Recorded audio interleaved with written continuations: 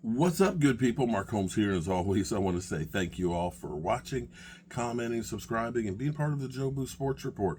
Without you guys, as well as you ladies, you know that this literally does not work. I hope everybody's having a great day. We have some really interesting news here. Man, this is crazy. So here's one good thing. If you are a former Dallas Cowboy player, you will get work. You will find a job. You will sign in places all over the place. So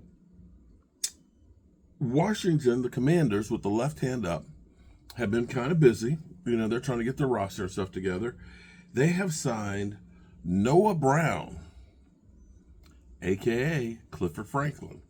And, they've signed him. And they have traded. This is one of those. It hurts me every time I see this. I really like John Ridgeway. I really and truly like John Ridgeway. I think Dan Quinn wasn't a big fan of him. Dan Quinn likes his defensive linemen, long and lean and skinny and quick and all that. He doesn't like the big headbangers. And that's exactly what John Ridgeway is. So, John, congratulations going to New Orleans. You're going to eat some really good food. That is the best place to go if you're a defensive lineman and you ain't worried about your body. The shrimp and grits, oh my God. And of course, the poor boys, oh my God, man. Man. Yeah. You're going to like being in New Orleans, especially with my main man, Demario Davis. John Ridgeway, make sure you tell Demario I said hello. But, we've got movement and stuff all over the place with the Commanders. Congratulations to both of those former Dallas Cowboys players. And so here's an interesting thing. And I haven't gotten the numbers yet for what Dalvin Cook number is going to be. My buddy Clarence, missing in action, he was texting me and asking me what I thought about the move and things. Well, clearly the Cowboys weren't satisfied with their running back room because of all the people that they've released and cut. Malik Davis is back as well. Zeke, of course, is 29 years old. Dalvin Cook is also 29 years old. And Jerry Jones literally said, 29 and 29 is 58, which is how old I am. Yeah, that's a coincidence, isn't it? I'm going to say Dalvin Cook is a low risk, high reward. This could end up being like Eddie George. Eddie George came here. He was completely spent. We got nothing out of really Eddie George. And of course, all the hype of, oh man, we got Eddie George, but it wasn't the same Eddie George that you saw that was playing, in the Super Bowl that one year. Or it might be Darren McFadden, because Darren McFadden we looked at, who was averaging in the last 3 years 3.3 yards, and he ended up turning it around. He actually played really, really well for us in 2014 and 2015. And 2016, actually, I think he was still on the roster. But 2015, when we had Tony Romo out, he was a 1,000-yard rusher, and he didn't start starting until like the third or fourth game. And it ended up being that him coming to Dallas behind the Dallas Cowboys offensive line rejuvenated what he was doing. And this is where you could look at somebody like Dalvin Cook, who was injured last year, or coming off injury, shoulder injury, going to the Jets. Now, you'd been with the Minnesota Vikings that every year you were a good team, sometimes a playoff team, sometimes not, but you were always a really good team. You go to the Jets, a team you've got no allegiance to, different conference, and you get Aaron Rodgers gets hurt right off the bat. It's a bad team. This team's going nowhere. And I'm not sure that he would have given full effort. I'm not sure anybody on that team gave full effort with as bad as that team was.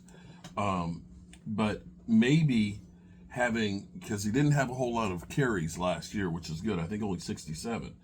So you think about, he didn't get a lot of wear and tear from last year. Yes, the numbers were abysmal. But the year before, Pro Bowl player. 1,100 yards, and he had like 4 years in a row of that.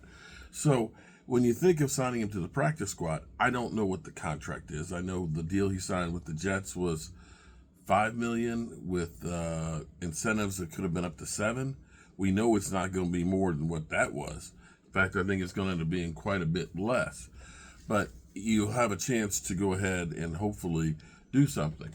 And yeah, I actually think that this is a good thing. If I can get 10 good plays out of him, 10 good plays a game out of Zeke, and say 10 good plays out of Rico, we're okay. And the other part of this I'll say is, one thing, when you look at what most teams are doing now, you don't have the one bellwether back. You end up having running back by committee. And I think in the long run, you may not have a running back who is as great as, Zeke was when in his early days, or Saquon when he wasn't injured in his early days. But I think what happens is you only have so many hits on your body. And by the end of the year, you traditionally don't see the great running backs that rely on the run teams going very far in the playoffs anymore. Because I think what happens is you're relying on that one guy, and after all of the hits and all of the games that you have going into the playoffs, they're just worn down. They're not as effective. They're not as quick. And they're not breaking the tackles the same way. And I think we've seen that with Zeke Elliott. With the exception of his rookie year, where we played the Green Bay Packers, he had like 125 yards. In all of the playoff games that we played, I think that's the only one that he did. Typically, at least the last couple of playoff games Zeke played in, he was in the low threes, if that, and some of those in the twos, because I think his body was worn out. PCL injury, hyperextended knees. So this may be a good thing, having this rotation of running backs, that you're not going to wear everybody out by the time playoffs get here. Only time will tell, but this is basically, it's a rental for Dalvin Cook. And you remember, people last year were screaming, sign Dalvin Cook, sign Dalvin Cook. Well, yes, he's a year older, but he didn't get much more wear and tear on it. And I'm just in the process of getting caught up with all the news that is. I've been on the road and then incapacitated, taking care of some other stuff for the last couple of hours. So I am kind of like just getting caught up on everything and so on. And the Alienware over here, that computer is going to go down to the red brick house, because the laptop that I have is just not powerful enough. It crashes on a regular basis and things. And this one, which actually is tied to, I've got 4 monitors here, and then there's 4 monitors over there, and 4 monitors that are outside. Since it's about 3 years old, it's been through quite a bit. So we're going to put it in a retirement home, the red brick house, where it won't have quite as much work to do. And we'll make the new one. It's the mainstay here. Yeah, we're going to put him to work. Just like Stephen Jones talking about putting CeeDee Lamb to work. All right, good people. That's what I got right now. Peace out.